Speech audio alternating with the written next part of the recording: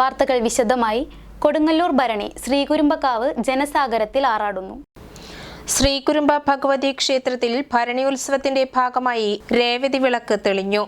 രേവതി ദിവസം ഭദ്രകാളി ദാരികനെ വധിക്കുന്നതായി വിശ്വസിക്കപ്പെടുന്നു.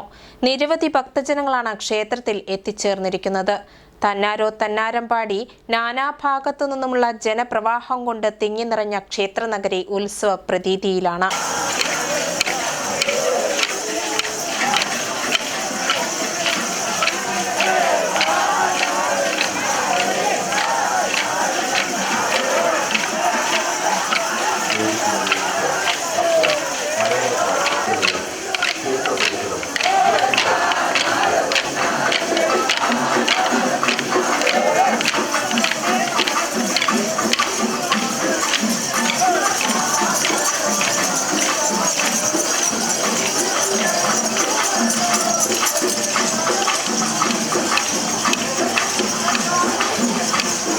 ഭരണി ഉത്സവത്തിന്റെ ഭാഗമായി പ്രസിദ്ധമായ അശ്വതി കാവ് തീണ്ടൽ നാളെ.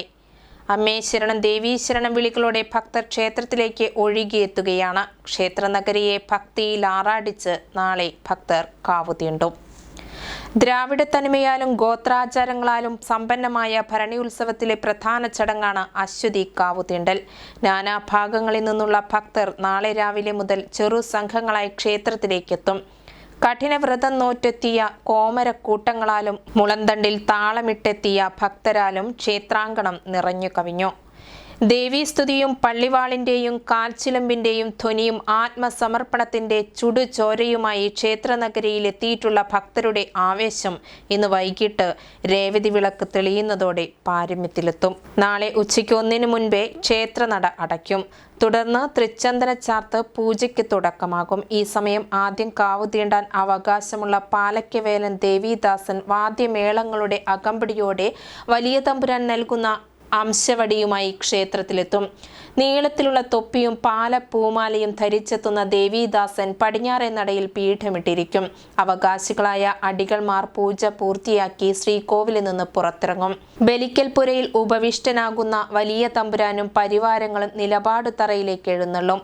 വലിയ തമ്പുരാന്റെ അനുമതിയോടെ നിലപാട് തറയിൽ പട്ടുക്കുട ഉയർത്തുന്നതോടെ ആദ്യ കാവു തീണ്ടാൻ അവകാശമുള്ള പാലയ്ക്കവേലൻ കാവു തീണ്ടും. തുടർന്ന് ക്ഷേത്രത്തിന്റെ ചെമ്പോല തകിടുകളിൽ ആഞ്ഞടിച്ച് ഭക്തർ കുരുമ്പക്കാവിനെ പ്രകമ്പനം കൊള്ളിച്ച് കാവു തീണ്ടും. ഭരണിനാളായ ഏപ്രിൽ 1 സൂര്യോദയത്തിന് മുൻപ് ദേവിയെ പള്ളിമാടത്തിൽ സങ്കല്പിച്ചിരുത്തും. കാളി ദാരിക യുദ്ധത്തിൽ വിജയിച്ചതിന്റെ സൂചനയായി വെന്നിക്കൊടി ഉയർത്തുകയും കുശ്മാണ്ഡബലി നടത്തുകയും ചെയ്യുന്നതോടെ ആഘോഷത്തിന് സമാപനമാക്കും.